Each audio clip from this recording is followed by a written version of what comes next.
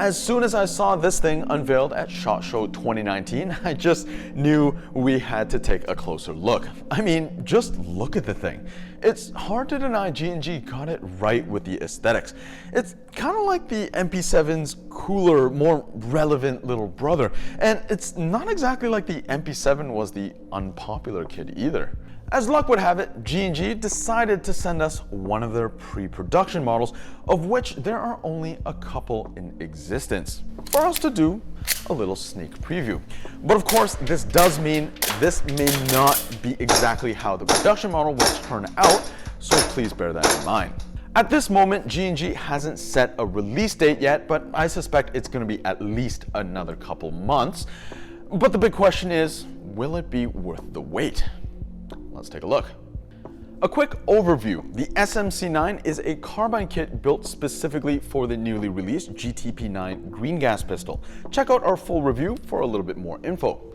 But it's not to be confused with other carbine kits like the Roni kit. Instead of clamping around the whole pistol, this one just uses the lower half and the magazine of the GTP9. To install, line up the pistol frame with the back of the slot, slide it forward until it locks. At this point, fitment is already pretty good. Close up the rear latch and lock it into place, and that's it, you're done. To remove, undo the latch, pull down on the takedown lever, and slide the pistol frame backwards. It's super quick and pretty well designed. I like that they used a rubber lining on the rear lock for a snug interference fit. In my opinion, this is the better design for a carbine kit. Sure, Roni kits are great when they fit well, but the nature of the design means it's often too loose or too tight, especially when you're dealing with different brand pistols. Of course, the SMC9 only fitting one brand and one model is kind of the easy way out, but hey, it works very well. Of course, the first thing I check is the fitment to the body. And call me very impressed. It is really, really good. There's almost no play whatsoever. It's almost as solid as if it was a one-piece body.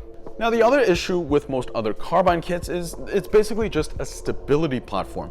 The length of barrel doesn't change, and if you do use an extended pistol barrel, it's basically just floating around inside the carbine kit. What this kit offers is essentially a full SMG built around the ergonomics of the GTP9. You get a fixed, longer length barrel, a consistently smooth action, and the option for full auto. Now, unfortunately, this model does have full auto locked out, but here is where full auto would be.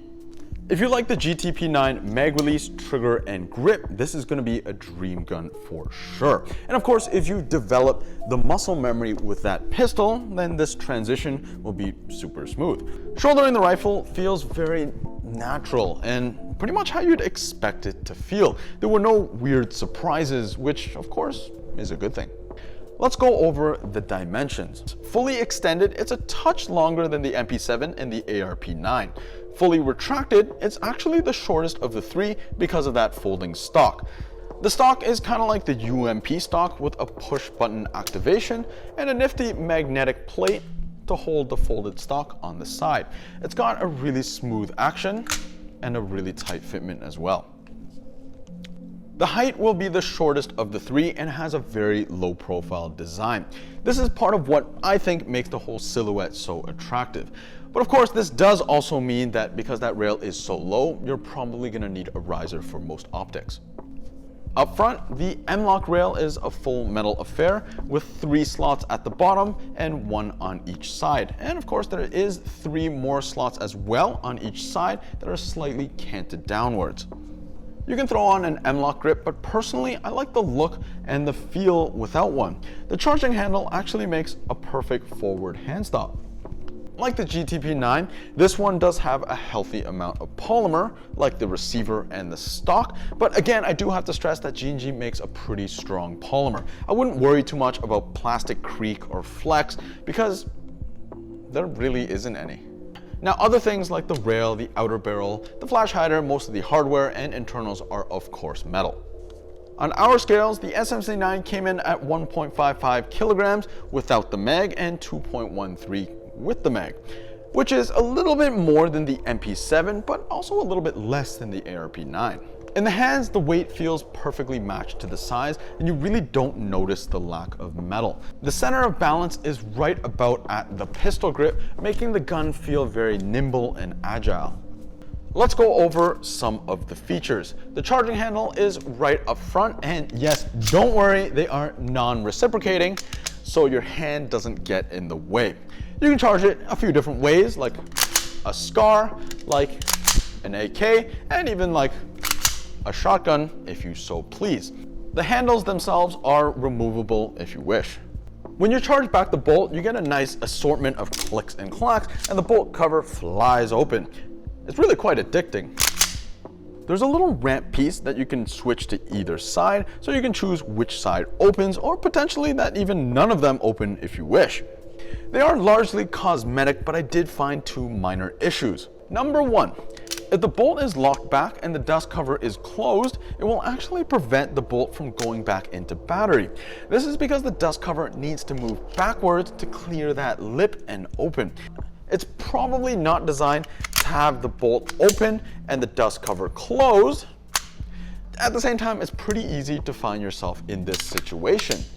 Number two, if the left side door is closed, as it would be for righties, that slide release is pretty hard to hit with your thumb, and vice versa if you are a lefty.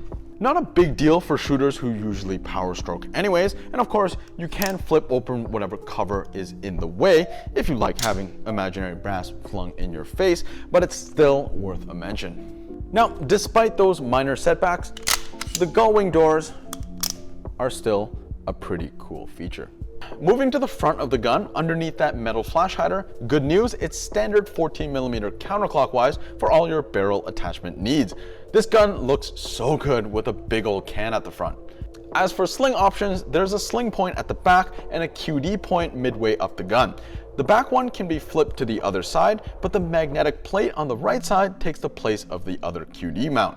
The iron sights are full metal and have a very nice build to them. They're more or less the same as the ARP9 sights. As far as mags go, naturally it will take the regular GTP9 mag, but of course most players are probably going to want the big ol' extended 50 rounder. The profile starts off about the same as the standard mag, but gets quite a bit wider near the base. It's got a big old gas tank in it, but should fit into most pistol pouches no problem. Can't really say the same for most SMG mags though. The base plate is flared a little bit, and I was worried it would get in the way of filling, but it worked out just fine. Now, when you line up that base plate with the trigger guard, you'll notice that the rail almost perfectly lines up. Coincidence? I think not. Diving into the internals, the gun comes apart quite easily. With the lower removed, undo the captured pins, which doubles as the sling mount. The whole rear unit, along with the buffer and charging spring, slides right out, giving you access to the bolt. Slide out the bolt and you can slide out the barrel. It's a very nice, straightforward design that seems pretty reliable. The bolt is a solid, chunky unit, mostly made of metal, that uses the same nozzle as the GTP9. The weight comes in at 180 grams, which isn't too far off the entire GTP9 slide. The hop-up and barrel are just extended versions of the pistols, and in the GTP9 review, I noted that the unique system seemed to work really well and has a very fine adjustment. It's adjusted the same way using the adjustment tool found in the backstrap. Here we can see just how solidly the barrel is held in place. There's a lot of material holding it stable. On to the range now. Velocity is a steady 370 to 380 FPS, and the large gas tank easily shoots all 50 rounds. As far as accuracy goes, with the stock iron sights and Crytac .2s, I am seriously impressed. It's nailing each one of these little targets with ease. I really think G&G has something good on their hands with the new hop-up system. For an extra little challenge, I tried to nail the remaining hanger of the fallen number 3 target. Not bad at all.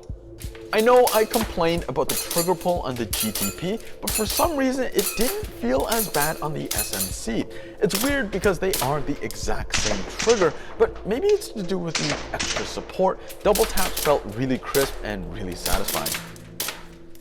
And there you have it, a sneak preview for the upcoming SMC9.